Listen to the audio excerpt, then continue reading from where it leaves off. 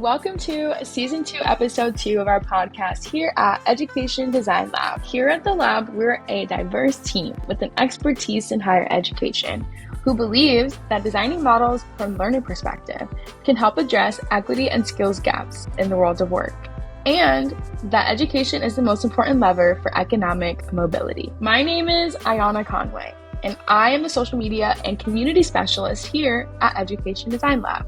And I will be your lovely host for this episode.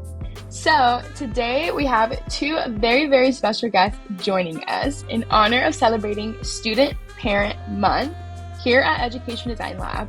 I am going to introduce two of our very new co-designers, Kamille Seward and Breanna Shaw. Kamille is a co-designer with the student parent organization team at Education Design Lab, and she began her teaching career at an all-girls charter school in Washington, D.C. After leaving the classroom, she worked at the district level on teacher evaluation operations and policy. She has spent her career focused on family and community engagement. Kamille is excited to contribute to the development and success of the Student Parent Success Project here at the lab, especially given her personal experiences as a single parent finishing her master's and navigating her career. Kamille has spent her entire life living in the DMV, where she currently resides with her 10-year-old daughter. And here is a little bit about Breanna. Breanna is a co-designer also with the student parent organization team at Education Design Lab and a senior at Mercer University, majoring in marketing with a minor in entrepreneurship. She is also a mom of a 2-year-old daughter who she loves very dearly. During her freshman year of college, becoming a mom prompted Breanna to question her future plans and how to achieve them. But the Student Parent Success Project at the lab is designed to support parents like Breanna who are navigating the complexities of college life, and she is extremely excited to be a part of this initiative.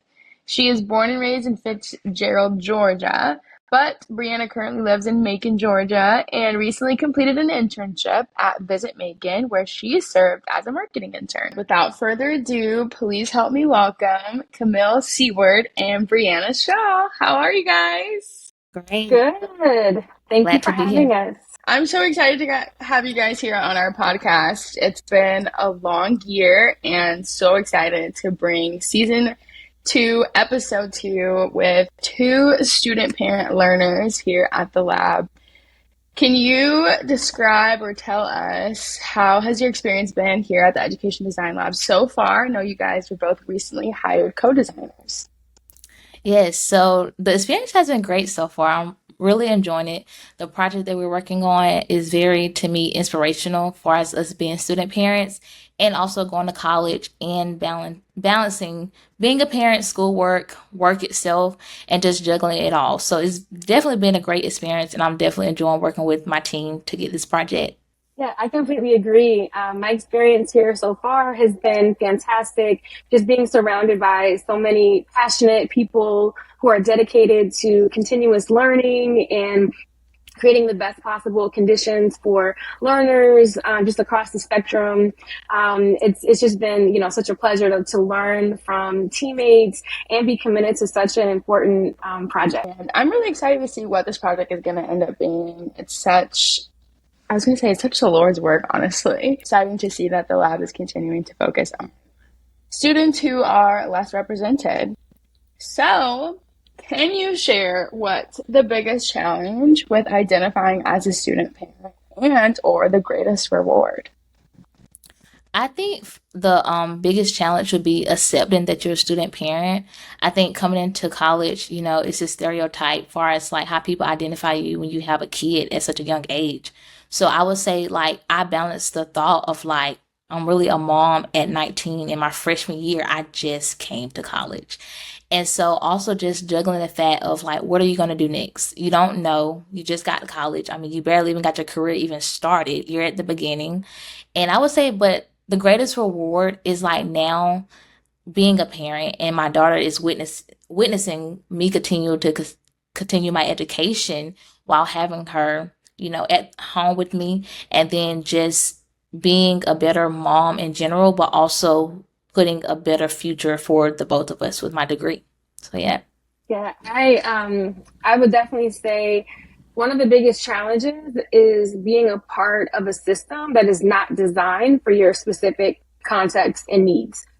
knowing that you're in the same class with people who ask questions like, where do you summer?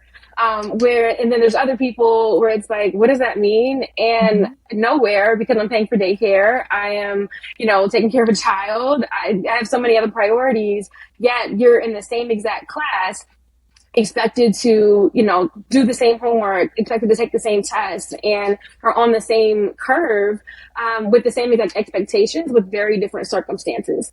So while some classmates are able to be in study groups at night, you're looking for breastfeeding rooms and trying to put a child to bed before being able to do your work. So I think just those very different circumstances that you have to overcome as a student parent. But at the same time, the greatest reward is knowing that you can share your story and your experience with your child and be that inspiration to them to be able to overcome anything that they might be facing, with their back against the wall, and for them just to be able to see the way that you persevered through and knowing that everything was like for them. I really resonate with that, Kamille. As a daughter who watched my mom try to do the best that she could, working hard to provide the lifestyle for not only myself, but my 3 other siblings, it definitely inspired me to want more, to strive better, and to get my own bachelor's degree. I am pretty sure your children are looking up to you and are noticing all the little things that you're doing. And I'm sure your children are going to be like the next presidents and astronauts of this world because they have that example right in their home. So kudos to you. Keep doing what you're doing. It's definitely inspiring. And a particular project that you're on is the student parent design team, which will use community and human-centered design to support anyone working in higher education wanting to make a difference for student parents. So can you tell us just a little easy bit more about your role on the student parent design team and the goal of this project at the lab? Okay, so my title would be student parent co-designer. And far as just being here to help build a community and build a safe space for student parent learners, whatever they may look like. It doesn't have to be a mom that gave birth to her daughter. It could be anybody who's being a parent while going to school. And so the project goal is to help these colleges find resources to help student parents, because there is a lack of resource, and helping to address those needs of those individuals and how we can better their situation, and far as just strictly really identifying their needs, because a lot of colleges overlook that specific group and what they may need for like accommodations or whatever the case may be. So the goal is to really just set forth like what resources that these colleges and higher education people can take to help better represent those specific communities. Everything that Breanna shared in terms of, creating this community. It's a really unique opportunity for higher education professionals and student parents and community partners to all come together and really focus on what's needed to shift the experience that student parents have in higher education. And so bringing together these various stakeholders to share their unique perspectives and insights on what it will take to really redesign the policies so that student parents are able to see themselves in the institution that they're attending. And so we're going to have community sessions through our community practice group in which we're, understanding like the root of the issues, where we're testing various solutions and co-designing really the right conditions and space for student parents to thrive. Even bringing in higher education practitioners on this project as well to lean it in and figure out what can actually be implemented is a key aspect of this project that I think is really going to make it successful. So really excited for you again and for the outcome of this project. Now, based on your experience or kind of projecting in the future with this project, what are 3 tips for promoting student parent success in higher education? And you can both chime in. You don't have to both do 3, maybe like 1 each. Okay. I would say the first is to acknowledge the need for student parents. that's where it all begins, because if you don't ask questions, you don't know. So go to those group of people and ask them what do they need to help succeed in college. I completely agree. And piggybacking off of that, understanding who your student parents are. And so a way for student parents to safely be able to share what context of a student parent they're in. Some student parents are pregnant. Some of them are single parents. Some of them are co-parenting. Some of them have family support. Some don't. And so I think understanding the specific needs of student parents is really critical. And then I would say another tip for higher ed institutions is to set aside specific resources for student parents. So having priority scheduling for student parents who might need to work around their child's daycare schedule and might only be able to take evening classes, or if they're virtual classes, just allowing a day, several hours, just giving, like, leading into that equity piece and allowing student parents to be able to plan around things that might not be able to be moved within their schedule. And, also within those specific allocated resources, also campus jobs that student parents can have priority, maybe like hiring preferences, or just a certain set of jobs that student parents can do, whether they're TAs or researchers, something that also allows some flexibility for student parents to continue to earn money while taking their classes, while taking care of their children, funding for childcare centers. I can go on, but those are a couple tips. No, I was actually going to piggyback and say, I guess based on both of your experiences, Kamille and Breanna, it seems like the common thread, at least what I'm hearing today, is flexibility. Do you have maybe an example of one of your colleges or institutions that did a really great example of accommodating you in your schedule, or an experience where you wish it would have been more flexible for you?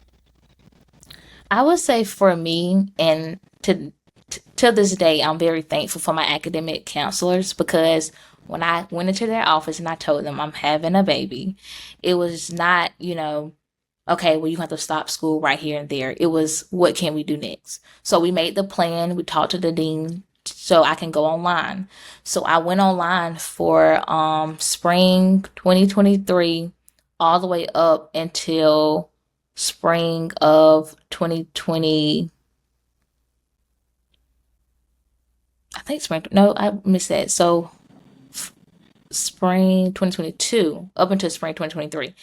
I came back to school on campus last year in August. So it was just to give me enough time to get where I need to be with being home from the hospital those 6 weeks, and just adjusted to parenting in the beginning, to where I can come back and transition to campus.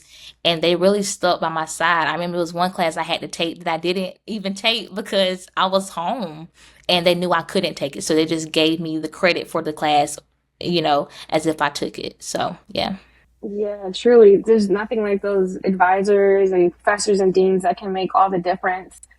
In my experience, some of the suggestions that I just gave had to do with supports that have been made for me. And so when I first found out that I was pregnant, one of the first things you think about is, how am I financially going to pull this off?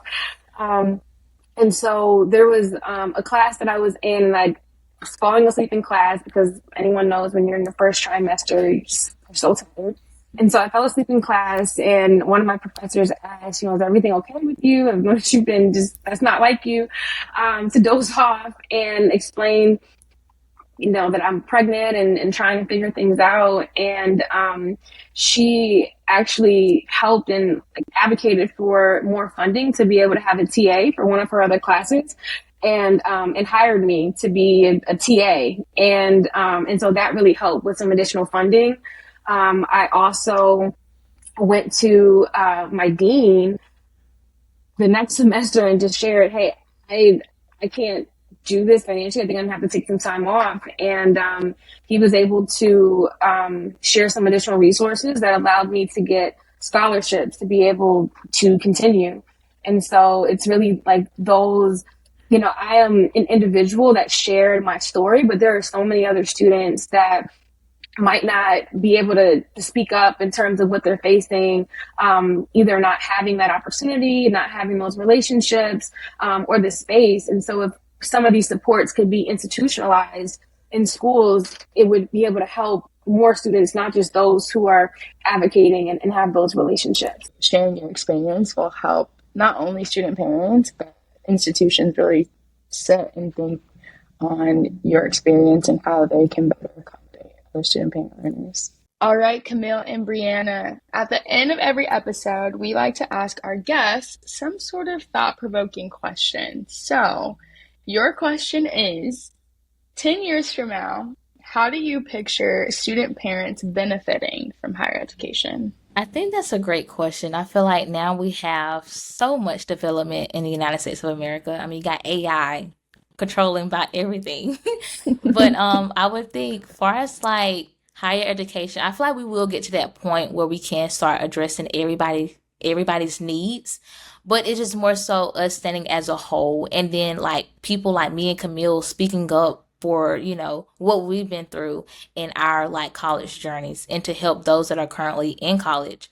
But I think 10 years from now, I would hope and pray that we have came to a standing point where we can actually say that 10 years from, today, we were not where we are today. We have grown a lot, and now everybody is experiencing a college education that should be experienced by each individual, being able to get your degree and just become successful. And we're also hoping that we don't have to pay back loans. Ooh. When you're going to college, you don't want to finish college paying back loans. So I think that'll be, to me, that's a burden for student parents, if you ask me, because you're juggling being a parent, all those expenses, paying rent, all those things. But then you have to go back and pay loans. Nobody wants to do that. So hopefully it comes a point in time where that can be reduced and some type of financial aid extra that's being given, or whatever that may look like in the next 10 years.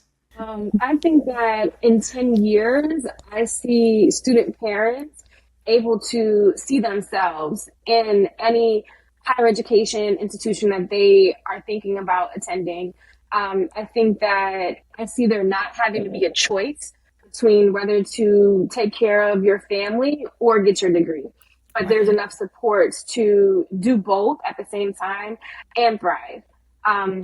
When you are going for on-campus tours, that there are student ambassadors who are student parents, who are able to make that connection and share with you, hey, it's okay to bring your kid to class, or we've got this daycare center where education campus, like here for your child to also go to school. We've got specific parent groups that you can be a part of to have that community.